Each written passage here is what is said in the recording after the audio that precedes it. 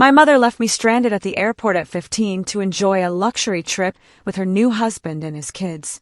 Figure it out, she said. I did, by calling my estranged father, who flew in on a private jet. When she returned, my room was gone and a legal notice awaited.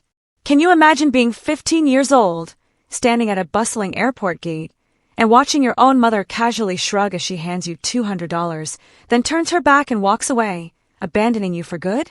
That devastating betrayal at Gate 24 shattered everything I thought I knew about family and love. But what I never expected was how that moment would be the shocking catalyst that led me to uncover the truth about my past and ultimately redefine my entire life. Before I tell you how I went from being utterly alone at Gate 24 to discovering my true family, trust me, you will not want to miss what happened when my mother finally returned home to find my room completely empty. My earliest memories with my mom, Blanche, were mostly happy. I remember weekend trips to the park, her strong hands pushing me on the swings until my stomach fluttered with pure joy. On my 6th birthday, she baked a lopsided chocolate cake, and our tiny apartment sparkled with handmade paper streamers. We didn't have much, but we had each other, and back then, that felt like everything. Everything shifted when I was 8. I came home from school one day to find my parents perched stiffly on opposite ends of our worn couch. The air was thick with unspoken tension as they explained they were getting a divorce. The explanation was minimal, a generic, sometimes adults stop loving each other, leaving me with a million questions swirling in my small head. I remember clutching my stuffed rabbit that night, crying myself to sleep, the muffled sounds of their arguments seeping through my bedroom wall. My mom got primary custody, and my dad, he just faded away. Weekends with him dwindled, then calls became awkward and brief. By the time I was 10, he was little more than a name on my birth certificate, a ghost in my memory. Life with just my mom wasn't easy. She worked 2 jobs, waitressing by day, cleaning offices by night. I learned to make microwave dinners and let myself into our apartment with a key around my neck. Despite the constant financial tightrope, there was a certain stability, a predictable routine. I knew the rules, what was expected, and I never, ever doubted I was the center of her universe. Then, when I was 13, everything changed again. My mom met Richard at the restaurant where she worked. He was a wealthy businessman, leaving extravagant tips, always asking for her section. The first time she mentioned him, her cheeks flushed, her eyes alight as she described his expensive suit and the way he looked at her like she was someone truly special. Their romance was a whirlwind. Within 6 months, Richard proposed with a diamond ring so enormous it looked almost comical on my mom's work-worn hand. Before I could even wrap my head around having a stepfather, we were moving into his sprawling suburban mansion. Pool, home theater, more bathrooms than I could count. But that house came with 3 other residents, Richard's kids from his previous marriage. Olivia, 14, a year older than me, with a permanent look of disdain that instantly made me feel inferior. Jackson, 12, quiet and withdrawn, barely acknowledging my existence. And Zoe, 10, initially the most welcoming, but even that fleeting friendliness evaporated once we were all under the same roof. From day one, it was brutally clear I didn't fit into this ready-made family. Richard was polite but distant, reserving his genuine smiles and affection solely for his own children. Family dinners became an exercise in discomfort as Richard and my mom discussed private schools, country club memberships, and vacation homes, topics from a world I'd never been a part of. When I spoke, my comments about school or books were met with polite nods before the conversation inevitably swung back to the stepchildren's accomplishments in tennis, debate club, or piano recitals. What really gutted me was watching my mother transform. The woman who once meticulously cut coupons and scoured clearance racks now spoke knowledgeably about designer brands and exclusive restaurants. She colored her hair, whitened her teeth, and started referring to our previous life as the struggle years, with an uncomfortable laugh whenever Richard's friends were around. It was like she was shedding her old skin, and with it, all the parts of herself connected to me. I tried so hard to fit in with my new step-siblings. I offered to help Olivia with math, complimented Zoe's artwork, asked Jackson about his video games. My attempts were met with cool politeness at best, and outright rejection at worst. I'll never forget overhearing Olivia tell her friends on the phone that her dad's new wife came with baggage, meaning me. The words felt like a punch to the gut. As summer approached, Richard announced a family vacation to Bali. 2 weeks at an exclusive resort, private villas, personal butlers. Despite the growing chasm between my mom and me, a surge of excitement went through me. Maybe this trip would be our chance to bond, away from the everyday pressures. My hopes were quickly dashed when my mom took the stepchildren shopping for new vacation clothes, but didn't include me. When I asked why, she casually said I had plenty of clothes already, ignoring that most of mine were from our life before Richard. I ended up using my babysitting money to buy myself a modest blue one-piece, which paled in comparison to the designer bikinis Olivia and Zoe would be flaunting. A week before the trip, I overheard a chilling conversation between my mom and Richard. They were in their bedroom, the door slightly ajar, unaware I was passing by. "What about the arrangements for Blanche?" Richard asked, his voice low. "All taken care of," my mother replied, with a dismissive tone that made my stomach clench. "She won't be a problem." When I questioned her later, she brushed off my concerns with a breezy, "Just trip details. Honey, nothing for you to worry about." The morning of our departure was a flurry of chaotic excitement. Suitcases were loaded into Richard's luxury SUV.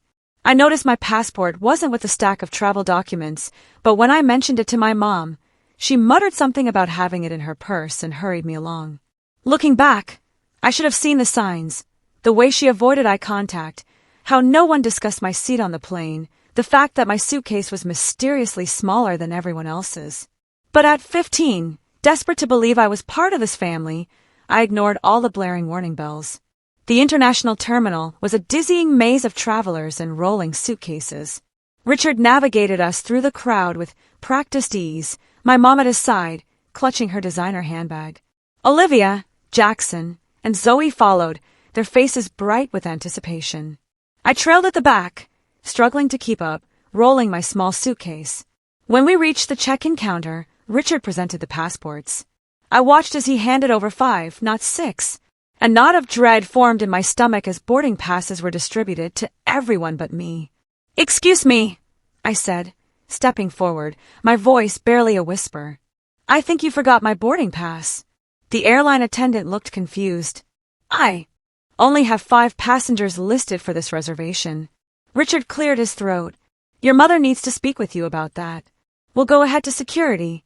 As the stepchildren and Richard moved away with the luggage cart, my mom took my elbow and guided me to a quiet corner near a gift shop. Her face wore an expression I'd never seen before, a strange mix of detachment and mild annoyance. "Listen, Blanche," she said, her voice unnaturally calm. "There's been a change of plans. You're not coming with us to Bali." The words hit me like a physical blow. "What? Why? Did I do something wrong?" She sighed, glancing over at Richard and the kids, waiting by the security line. "Richard thinks this should be a trip just for us and his kids. A chance to really bond as a family. But I am family too," I protested, my voice cracking. "I'm your daughter. Don't make a scene," she hissed, digging into her purse. She pulled out a wad of cash and pressed it into my hand. "Here's $200. You can figure it out. Just take an Uber home." I stared at the money in disbelief. "You're leaving me at the airport? Alone? I don't even have a house key." She gave that casual shrug that would haunt my dreams for years to come. "Mrs. Peterson next door has the spare. You'll be fine. You're mature for your age." Tears welled in my eyes as the full, horrifying reality of what was happening crashed over me. "Mom, please. You can't do this." "Richard is waiting," she said, glancing nervously toward the security checkpoint. "This vacation is important for our future, Blanche. Sometimes we all have to make sacrifices." "A sacrifice," I said, anger finally breaking through my shock, would be giving up a concert ticket or postponing a shopping trip. "This is abandonment." She flinched at the word but quickly composed herself. "Don't be so dramatic. It's just 2 weeks. The refrigerator is stocked, and I left money for pizza in the kitchen drawer." She leaned in and planted a quick, dry kiss on my forehead. "I'll call you when we land." With that, she turned and walked away, her designer heels clicking on the airport tile as she rejoined Richard and the stepchildren. I watched in stunned silence as they proceeded through security, my mother never once looking back. Olivia caught my eye briefly and smirked before they disappeared from view. I stood rooted to the spot, the $200 clutched in my trembling hand. Around me, the airport hummed with its normal rhythm, travelers rushing, families hugging, announcements echoing overhead. But for me, time seemed to stop as the magnitude of my mother's betrayal sank in. The tears came without warning, hot and fast, streaming down my face as I sank onto a nearby bench. A few passers-by gave me curious or concerned glances, but no one stopped. In an airport, a crying teenager was just another piece of the landscape, easily overlooked, quickly forgotten. I spent the next hour in a daze, watching the departure board as their flight status changed from boarding to departed. Each update was another twist of a knife.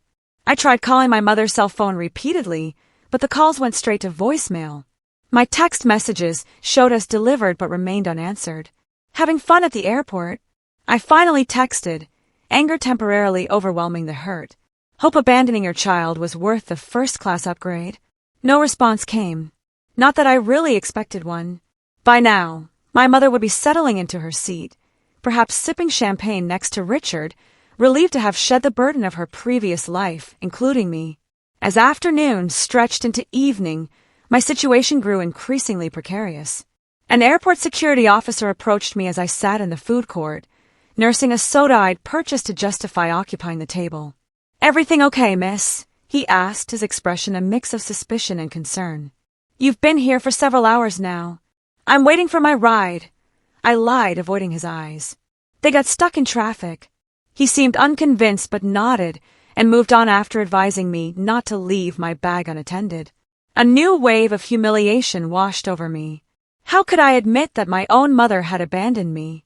The words stuck in my throat, held back by a combination of shame and lingering, desperate loyalty. As the evening crowds thinned and the airport shops began closing their security gates, the grim reality of my situation became impossible to ignore. The $200 wouldn't last long, and even if I made it back to the house, I'd be alone for 2 weeks with no transportation and limited funds. I found myself in the airport bathroom, splashing cold water on my swollen face, trying to formulate a plan. The girl in the mirror looked like a stranger, her eyes red-rimmed and haunted.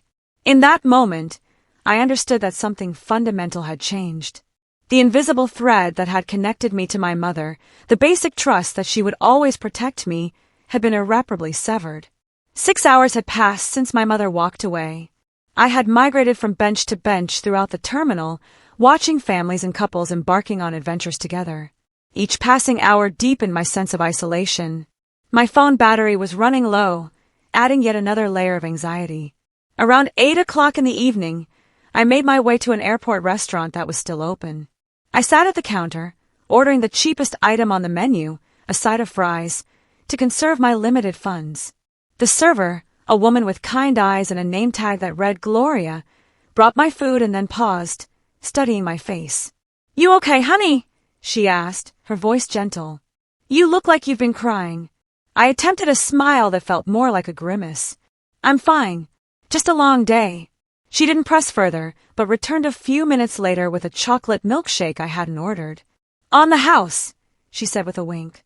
"Whatever's going on, sugar and chocolate never hurt." Her small kindness nearly undid me. I thanked her through the lump in my throat and slowly ate, scrolling through my phone contacts, looking for someone, anyone, who might help. My list of options was depressingly short.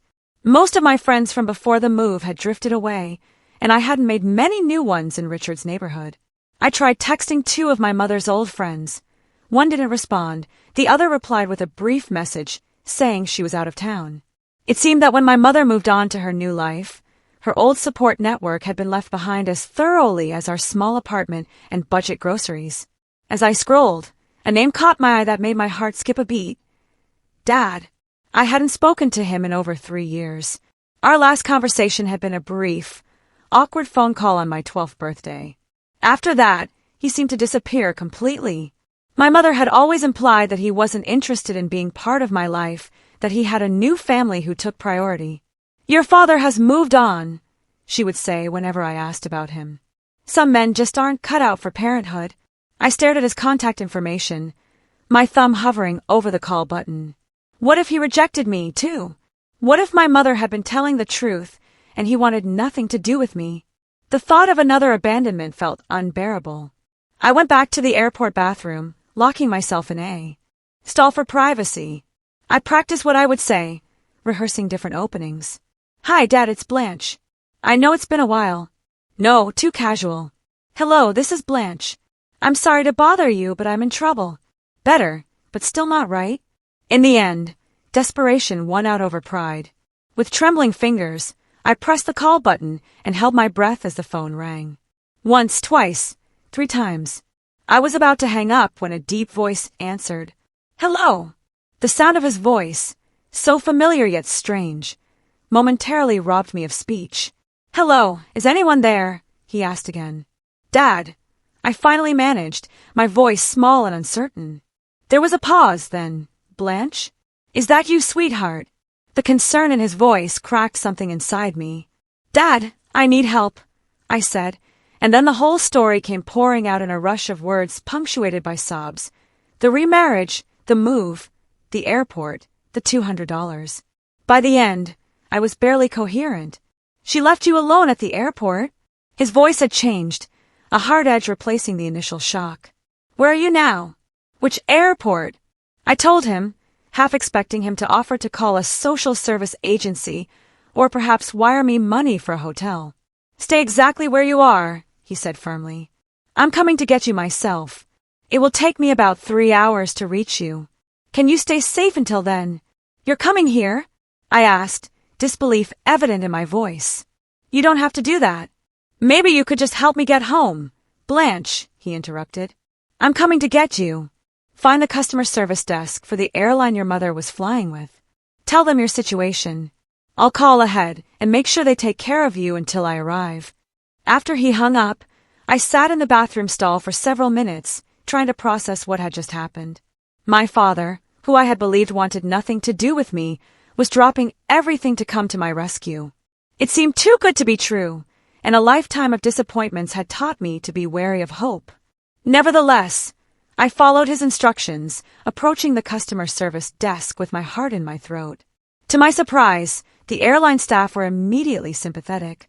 They escorted me to a private waiting area, brought me a sandwich and some juice, and assured me they would watch over me until my father arrived. Unfortunately, this happens more often than you would think, the customer service manager told me quietly. Parents changing plans at the last minute, leaving kids to fend for themselves.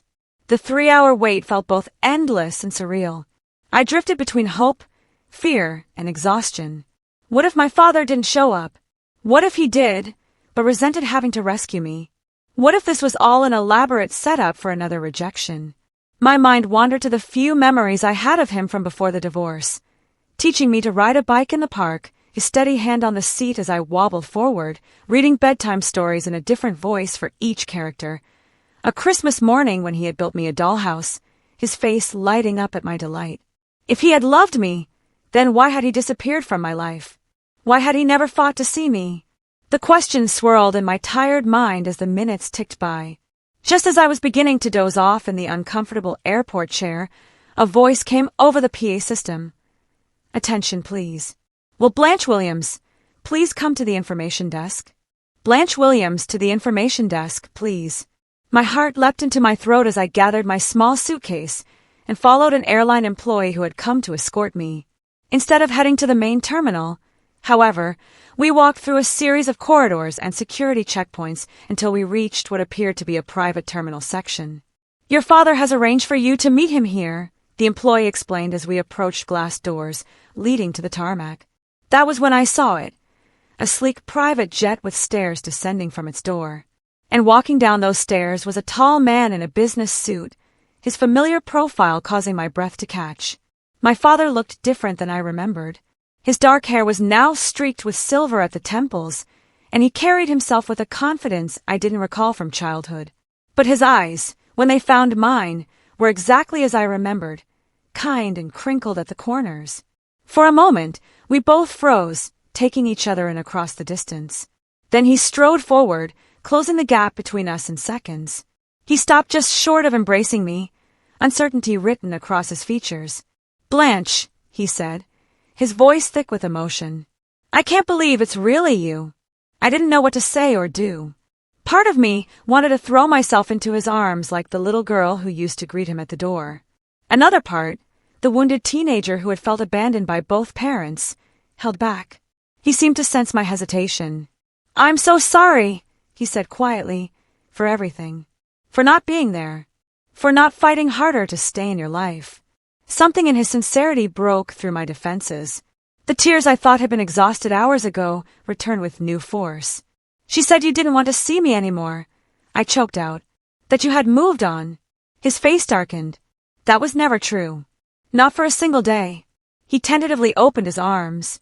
And this time, I didn't hesitate, stepping into his embrace and letting out years of pent-up grief against his shoulder. We stood like that for several minutes, both of us overcome with emotion. When we finally separated, he kept one arm around my shoulders as he guided me toward the waiting plane. "Let's get you out of here," he said gently. "We can talk properly once we're in the air." The interior of the private jet was unlike anything I had ever experienced. Plush leather seats, polished wood tables, and soft lighting created an atmosphere of quiet luxury. A flight attendant greeted us warmly and offered me a selection of drinks and snacks. As we settled into seats facing each other, I couldn't help but stare at my father in wonder. "Is this your plane?" He smiled, a hint of embarrassment crossing his features. "It's the company's, technically. I'm the CEO of Horizon Tech now." "CEO?" I echoed in disbelief. My mother had always described him as struggling financially, barely able to make child support payments. "It's been a successful few years," he said simply, then leaned forward, his expression growing serious. "Blanche, I need you to know something. I've been trying to contact you for years. Birthday cards, Christmas gifts, phone calls, all of it. When your mother remarried and moved, I lost track of you completely. I hired private investigators who couldn't find your new address. I filed motions with the court that were somehow lost or delayed." My mind reeled as the implications of what he was saying sank in. "She kept you away from me on purpose?" He nodded, pain evident in his eyes. "I've been sending child support and additional money every month since the divorce. Money you never saw, I take it."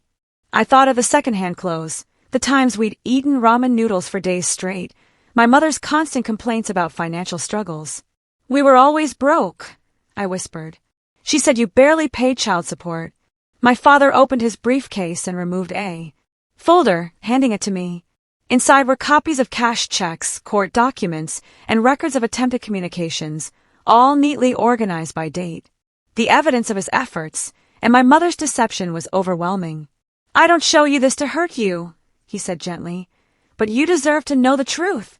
As the plane took off, carrying me away from the airport where my mother had abandoned me, I felt strangely weightless, as if I were shedding years of misunderstandings and manipulations with each passing mile. My father explained that he lived in Seattle now, running the tech company he had helped found shortly after the divorce. What had begun as a small startup had grown into a major player in the industry, bringing him success he had never anticipated. "I kept your room ready," he said, a touch of embarrassment coloring his voice. "All these years, just in case." The flight passed quickly as we began the delicate process of getting to know each other again. There were awkward pauses and moments of overwhelming emotion, but underneath it all was a current of genuine connection that felt both new and familiar. When we landed, a car was waiting to take us to his home. I pressed my face to the window as we drove through upscale neighborhoods before turning onto a private drive that wound up a hillside. The house that came into view took my breath away, a modern structure of glass and stone perched on a cliff overlooking the ocean. "Home sweet home," my father said, watching my reaction with a mix of pride and nervousness. "I hope you'll be comfortable here." A woman named Linda greeted us at the door. I initially tensed, wondering if she was my father's wife, but he quickly introduced her as his executive assistant who had helped prepare for my arrival. "I've set up the blue bedroom for Blanche," she told my father. "Fresh towels in the ensuite bathroom, and I stocked the kitchen with groceries. The security team has been updated to include her in the household." My father thanked her, and she departed with a warm smile in my direction. He then gave me a tour of the house, each room more beautiful than the last. When we reached what would be my bedroom, I stopped short in the doorway, overwhelmed by the thoughtfulness evident in every detail. The room was painted a soft blue with large windows overlooking the water. A plush, queen-size bed dominated one wall, while a desk, bookshelf, and comfortable reading chair created a perfect study nook by the window. But what truly caught my eye was the collection of items on the dresser. "Are those?" I moved closer, unable to complete the question. My father nodded, his expression tender. "Birthday and Christmas presents. Every year since I lost contact with you, I couldn't deliver them, but I couldn't bear not to buy them either." Arranged chronologically were gifts appropriate for each age, still in their original wrapping paper. Beside them sat a photo album labeled Simply Blanche. With trembling hands, I opened it to find what few photos my father had managed to collect of me growing up. School pictures my mother must have sent during the early years after the divorce, a newspaper clipping of me receiving an academic award in 6th grade, a blurry photo that appeared to have been taken from a distance of me leaving my old school. "You really did try to stay in my life," I whispered, the reality finally sinking in. "Every single day," he replied, his voice rough with emotion. "And I'm not going anywhere now, if you'll let me be your dad again." That first night in my new home, we shared a meal delivered from a local restaurant, neither of us quite ready to tackle cooking. The conversation flowed more easily as exhaustion lowered my guards and food restored my energy. For the first time in years, I felt seen and heard, my thoughts and feelings given value and consideration. As I finally crawled into the impossibly soft bed in my new room, emotional and physical exhaustion overtook me. My last conscious thought before drifting off to sleep was that perhaps being abandoned at the airport was not the ending I had feared, but rather the beginning I had always needed. I awoke the next morning momentarily disoriented. The unfamiliar softness of the bed and the sound of waves breaking against the cliff below confused me. Then the events of the previous day came rushing back, and I sat up, taking in my new surroundings in the clear light of morning. The room was even more beautiful than it had appeared last night. Sunlight streamed through the large windows, casting patterns across the pale blue carpet. I ran my fingers over the soft duvet, marveling at the contrast between this luxury and the life I had known. After showering in the ensuite bathroom, which featured a rainfall showerhead and more toiletries than I had ever owned, I dressed in yesterday's clothes and ventured downstairs. I found my father in the kitchen, attempting to make pancakes with limited success.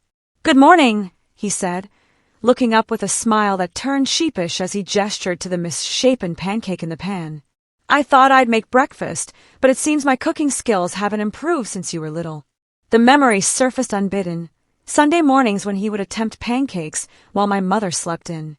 They were always oddly shaped, sometimes burned, but he had served them with such pride that I never complained. "I remember your pancakes," I said, sliding onto a stool at the kitchen island. "You used to make smiley faces with chocolate chips." His face lit up. "You remember that? You were so young." "Something stick with you," I replied, accepting the plate he offered. Despite their appearance, the pancakes tasted good, and the normalcy of sharing breakfast helped ease the awkwardness between us. After we ate, my father gave me a proper tour of the house and grounds. The property was expansive, with manicured gardens leading down to private beach access. Inside, the house featured a home gym, a theater room, and an office with views that would make concentration impossible for most people.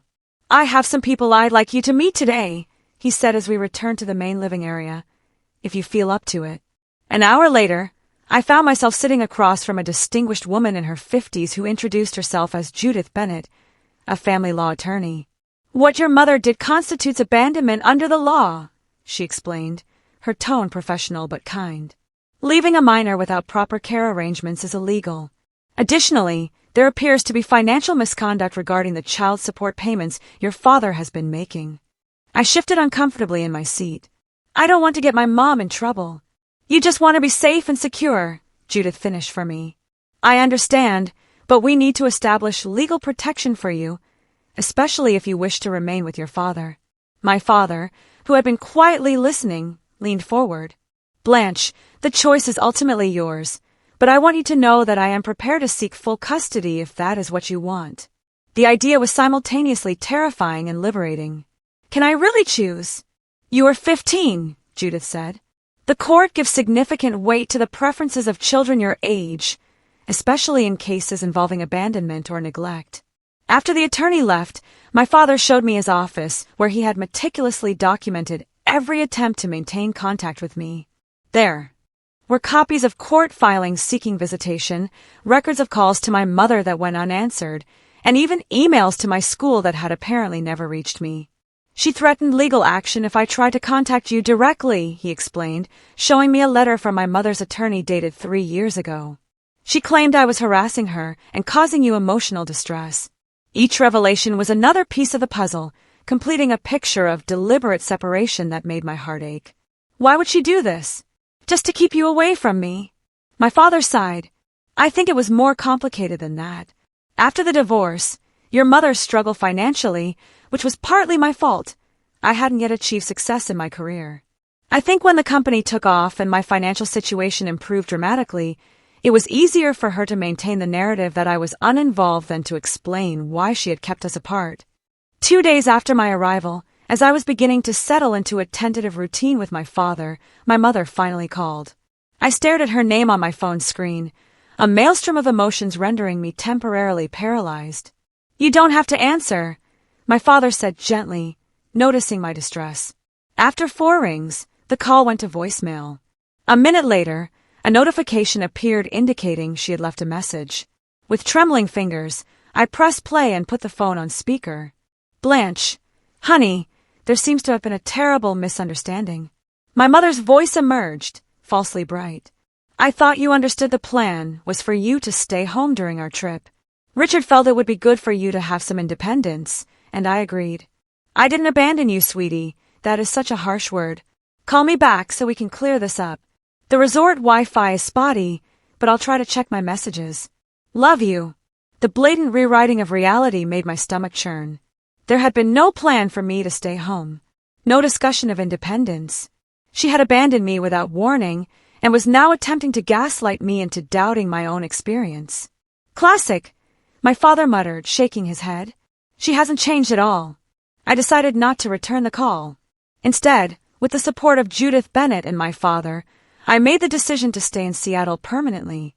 The attorney began the process of filing for a change in custody, gathering evidence of my mother's abandonment and financial misconduct. With the immediate legal matters in motion, my father turned his attention to practical concerns. You need clothes, school supplies, whatever personal items you want, he said. We can go shopping today if you feel up to it. The shopping trip was surreal. Accustomed to thrift stores and clearance racks, I was overwhelmed by my father's insistence that I choose whatever I liked without checking price tags.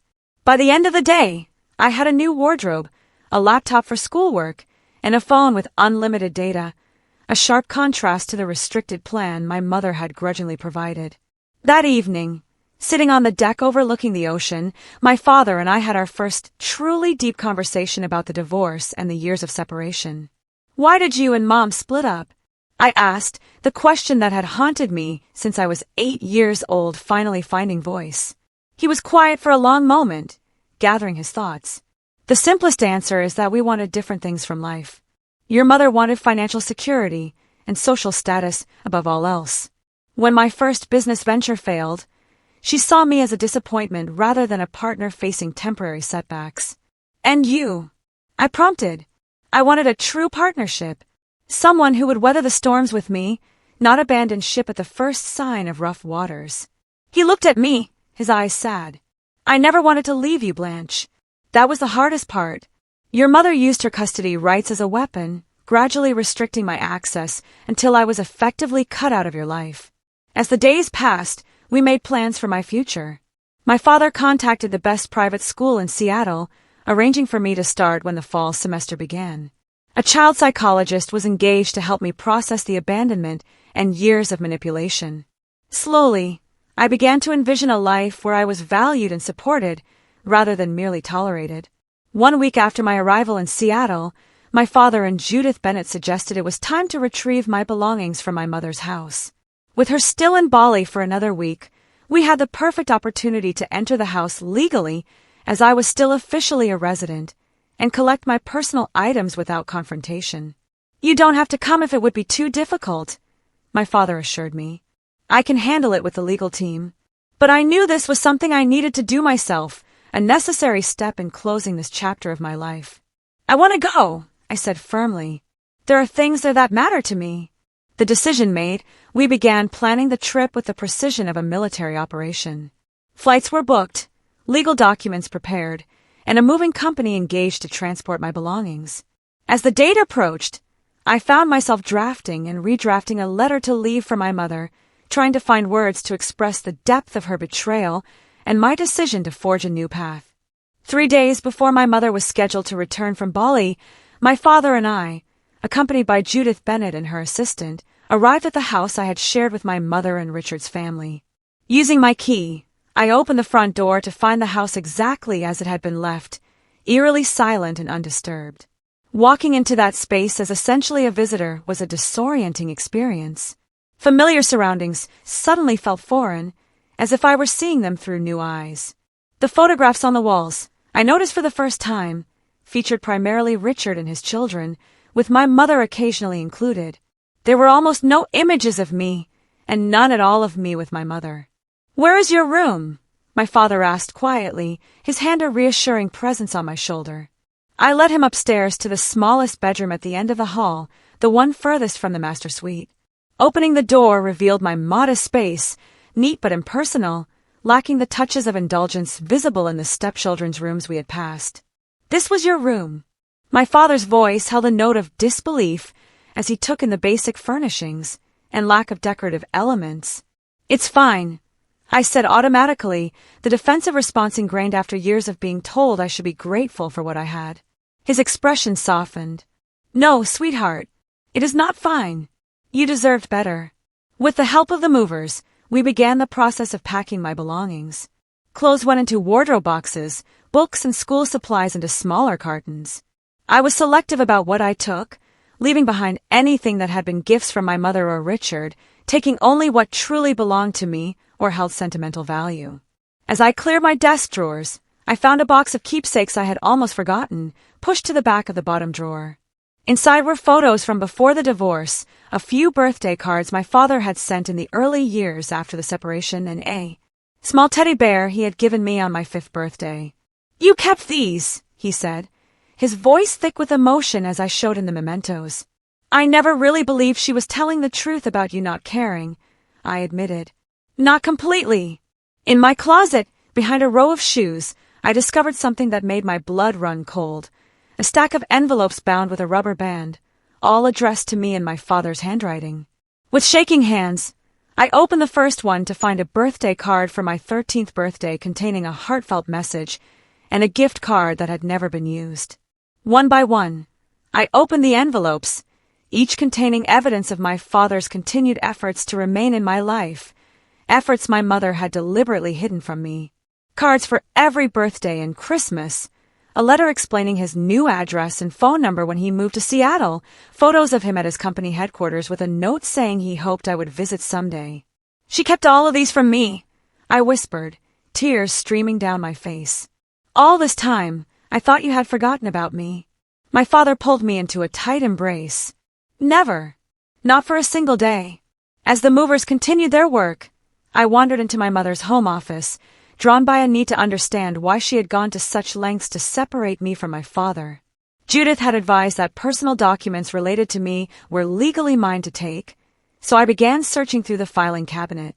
In a folder labeled divorce, I found financial records that confirmed what my father had told me. Monthly child support payments far larger than what my mother had claimed to receive had been deposited regularly into an account I had never known existed. There were also court documents showing my father's repeated petitions for visitation, all opposed by my mother with various fabricated excuses.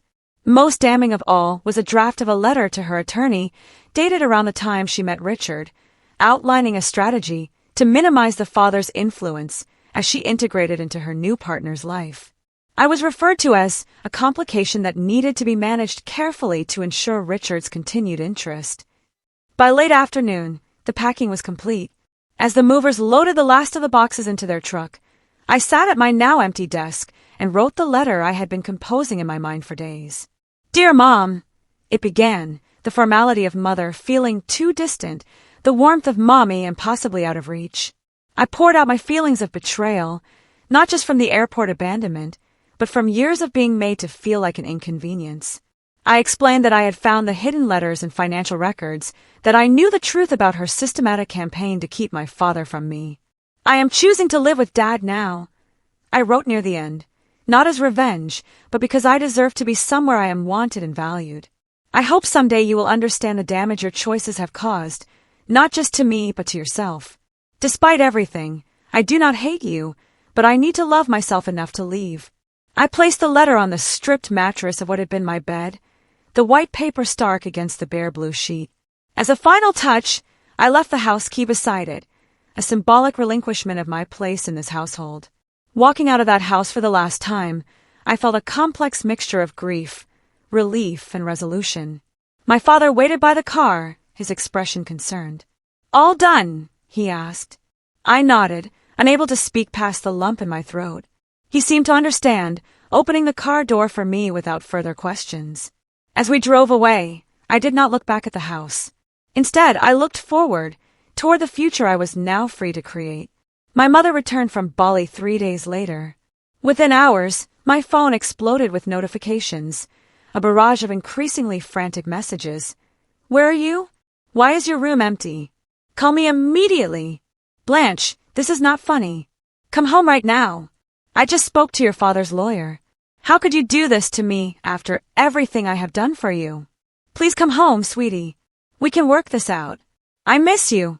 The messages cycled through anger, manipulation, and false contrition in a predictable pattern. I showed them to my father and Judith, who advised me not to respond until the legal proceedings were further along. A week after her return, my mother showed up unannounced at my father's house, having somehow obtained the address.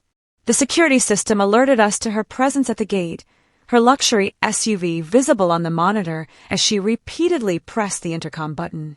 "You don't have to see her," my father assured me. "We can have security turn her away." But I knew this confrontation was inevitable and perhaps necessary. "I'll talk to her, but I want you and Judith there, too." My mother's face when the front door opened was a study in conflicting emotions, relief at finding me battling with outrage at the situation. She wore an expensive sundress and designer sunglasses pushed up into her perfectly highlighted hair, the picture of affluent suburbia. "Blanche! Thank God!" she exclaimed, stepping forward as if to embrace me. I took an instinctive step back, and her arms dropped to her sides. "What is going on? Why did you leave? Why are you with him?" The last word was infused with such venom that I flinched. "Perhaps we should continue this conversation inside," my father suggested, his voice calm but firm. Once seated in the living room with Judith present, as both legal counsel and witness, my mother's facade began to crack. Her eyes darted around the beautiful space, taking in the obvious wealth and taste evident in every detail. "So this is what this is about," she said with a brittle laugh. "He's lured you away with promises of luxury. I should have known." "That is not why I am here," I replied, struggling to keep my voice steady. "I am here because you abandoned me at an airport. I am here because you have been lying to me about Dad for years. I am here because I found all the letters and cards you hid from me." Her expression faltered, then hardened. "You went through my private things? How dare you?" "They were addressed to me," I countered. "They were mine to read." "You are 15 years old," she snapped. "Everything under my roof belongs to me, including your correspondence. I was protecting you from his inconsistency, his broken promises." My father, who had been silently observing, finally spoke. "There were no broken promises, Karen. Only your systematic efforts to erase me from our daughter's life." "You have no right to judge me," she hissed. "You have no idea what it was like raising her alone while you were off becoming a millionaire." "I sent child support every month," he replied evenly. "Far more than the court ordered. Money you apparently spent on yourself while telling Blanche you were struggling." My mother's face flushed. "That is a lie. I sacrificed everything for her, including abandoning her at an airport, so you could vacation with your new family," Judith interjected, her professional tone making the accusation even more damning. For a moment, my mother seemed at a loss for words. Then her eyes narrowed as she turned back to me. "I did not abandon you. I gave you an opportunity for independence. If you had just gone home as instructed, none of this drama would have been necessary. The blatant rewriting of reality made my chest tight with anger. You left me alone at an international airport with $200 and no house key. You didn't tell me to go home until you were walking away. You didn't answer my calls or texts. How is that an opportunity? You are twisting what happened, she insisted, though her voice had lost some of its conviction. My father leaned forward. Karen, we have security footage from the airport. We have witness statements from airline staff, and we have the text messages you sent Blanche after the fact, trying to cover your tracks. The color drained from my mother's face. You're building a case against me? You want to take my daughter and throw me in jail too, after everything we meant to each other? This is not about punishment, Judith explained. This is about establishing what is in Blanche's best interest going forward. She has expressed a clear desire to live with her father, and given the circumstances, the court is highly likely to honor that wish. My mother's composure crumbled entirely, tears streaming down her face as she turned to me. Blanche, please. I made a mistake. I was wrong. But you can't leave me for him. We're a family. We stopped being a family when you decided Richard and his children were more important than me, I said quietly. Maybe even before that, when you started lying about Dad. It wasn't like that, she protested weakly. Then what was it like? I asked. Help me understand why you would hide Dad's letters, lie about child support, and then abandon me for a vacation. She opened her mouth, then closed it again, apparently unable to formulate a justification even she could believe. Finally, she whispered, Richard thought it would be better if you stayed home. He said the resort was really for adults and his children who were used to that lifestyle. I was afraid of losing him. The raw honesty was somehow more painful than her earlier attempts at manipulation. So, you chose him over me. I chose financial security, she countered. Do you have any idea what it is like to be a single mother with no money? Richard offered us a better life. He offered you a better life, I corrected. I was just excess baggage. Before she could respond, the front door opened, and Richard himself strode in, his face tight with anger. Karen, this has gone on long enough. Get in the car now. My father stood immediately. How did you get past security? Richard ignored him, focusing on my mother. I told you not to come here. You're just making things worse. Our lawyer said not to have any contact. My mother seemed to shrink under his gaze, her brief moment of honesty evaporating as she reverted to the compliant wife. I just wanted to see Blanche. And now you have, he said dismissively. Let's go. As my mother rose to follow him, I called after her. Is this really what you want, Mom? Someone who treats you like a child and me like an inconvenience. She paused, conflict evident in her expression, but Richard took her elbow firmly. The car, Karen. Now. The last image I had of my mother that day was her back as she walked away, just as it had been at the airport. But this time, I was not the one being left behind. In the aftermath of that confrontation, my father's legal team filed for a restraining order after Richard attempted to enter the property again the following day. The court granted the order, and a temporary custody arrangement was put in place pending a full hearing. The hardest part was accepting that my mother had chosen her new life over me, not just once at the airport, but repeatedly over the years with each hidden letter and each lie about my father. The girl who had once believed she was the center of her mother's world had to confront the painful reality that she had been, at best, an afterthought. The months following my mother's dramatic visit were challenging but transformative. Adjusting to life with my father involved creating new routines, establishing boundaries, and learning to trust that his presence in my life was permanent. I began seeing Dr. Eleanor Wilson, a therapist specializing in adolescent trauma and parental abandonment.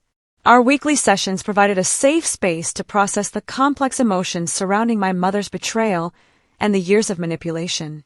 What you are feeling is entirely normal, Dr. Wilson assured me during one particularly difficult session. Anger, grief, relief, guilt, they can all coexist. Healing is not linear. With her guidance, I began to understand that my mother's actions reflected her own brokenness rather than my worth. This realization did not excuse what she had done, but it helped me carry the burden with less self-blame.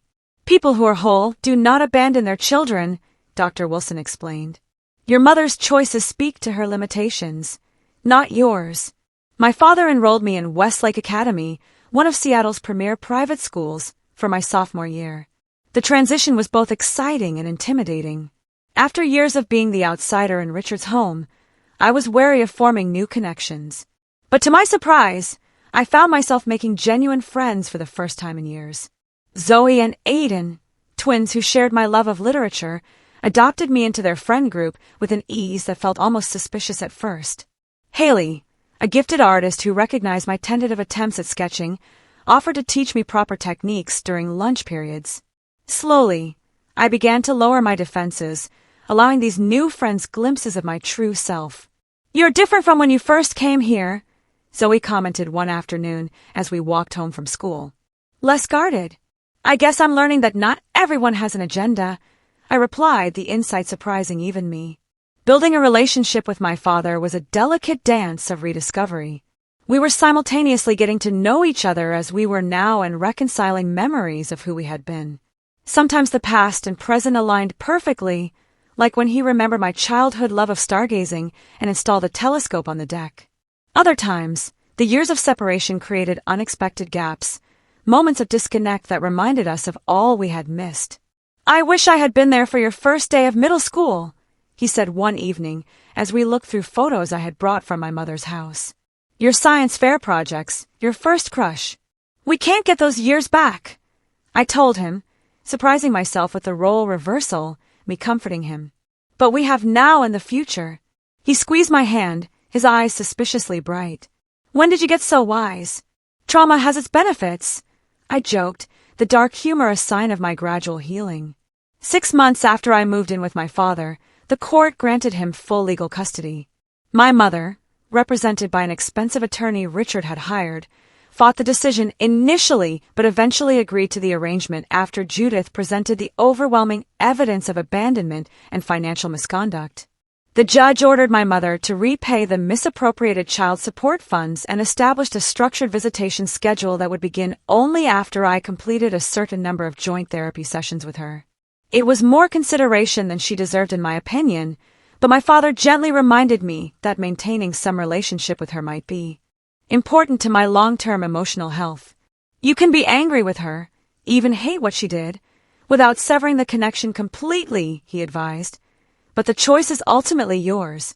I will support whatever you decide.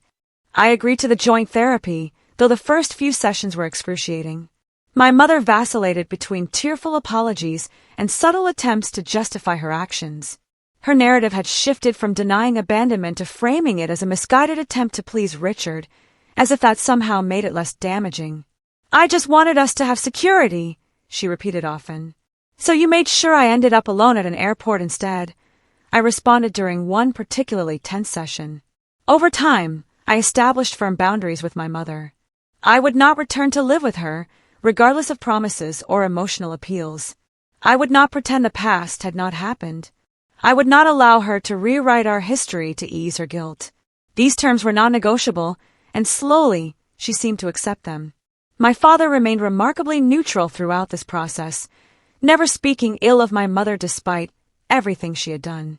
When I asked him about this restraint, his answer stayed with me. Hating her would only hurt you, he explained. You are half her, whether we like it or not. Besides, she gave me you. And for that, I can forgive almost anything. The first holiday season with my father and his extended family, grandparents and cousins I barely remembered, was a revelation. The genuine warmth and inclusion I experienced stood in stark contrast to the performative family dinners at Richard's house, where I had always felt like an unwelcome guest. My paternal grandmother, a vibrant woman in her 70s, pulled me aside during Christmas dinner. You have your father's resilience, she told me, her eyes crinkling with affection, and his heart. But that spark, that fire when you talk about things that matter to you, that is all your own. High school graduation came 3 years later, my father beaming with pride as I delivered the valedictorian address. My mother attended, sitting awkwardly in the row behind my father and his parents. Our relationship had evolved into something cordial, if not close, built on careful honesty rather than the false harmony she would have preferred. College took me to the East Coast, where I pursued a degree in psychology with a minor in family law. The distance from both parents allowed me to define myself beyond the dynamics of their divorce and the drama of my teenage years. I discovered passions and strengths I might never have recognized had my life continued on its previous path. In my junior year, I interned with a non-profit organization supporting children of divorce, using my experience to help others navigate similar challenges. This work eventually led to my career path, developing programs for family courts to better consider children's needs during custody proceedings. The journey toward forgiveness was long and nonlinear. Some days, the memory of my mother's casual shrug as she abandoned me at the airport still had the power to steal my breath. Other days, I could acknowledge her humanity, her flaws, and her limited capacity with compassion rather than bitterness. Forgiveness doesn't mean what happened was okay, my therapist had explained years earlier. It means you're choosing not to let it consume your future. On my 25th birthday, I wrote my mother a letter expressing this hard-won understanding. I have learned that people can only give what they have within themselves to give. I wrote, your capacity for unconditional love was damaged long before I came along. Recognizing this has freed me from expecting what you could never provide. Her response was surprisingly self-aware. You deserved better than what I could be as a mother, she wrote back. I am sorry for that every day. When I married at 28, my father walked me down the aisle with tears in his eyes. From the moment you called me from that airport, all I wanted was to see you happy and whole, he whispered before giving my hand to my soon-to-be husband. Look at you now. My mother attended the wedding with her new partner, Richard, long gone after their eventual divorce. She participated appropriately, but without attempting to claim credit for the woman I had become, a restraint that reflected her own growth over the years. As I built my own family, I carried forward the lessons from both parents, a roadmap of what to emulate and what to avoid. From my father, I learned the patient persistence of true love and the courage to begin again after loss. From my mother, I learned the importance of self-sufficiency and the danger of placing status above authentic connection. The airport abandonment, which once defined me, gradually became just one chapter in a much longer story. A pivotal moment, certainly, but not the conclusion. In an unexpected way, being left behind had propelled me forward, forcing me to discover strengths I might otherwise never have recognized. Sometimes I wonder what would have happened if my mother had taken me to Bali that day, if she had chosen me over Richard's preferences. Would I still be caught in the cycle of seeking her conditional approval? Would I have discovered my father's unwavering love?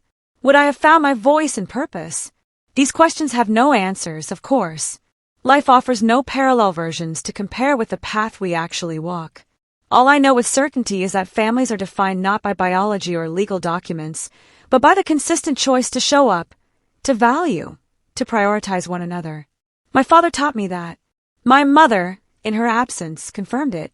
If you've ever felt abandoned or betrayed by someone who should have protected you, know that your worth was never determined by their failure. Their limitations are not your destiny. Family can be found and created in unexpected places if you remain open to connection, even after heartbreak. What about you? Have you ever had to choose between letting go of a painful past and finding a new path forward, or faced a betrayal that unexpectedly opened the door to something better? Share your thoughts and experiences in the comments below. I'd really love to hear them.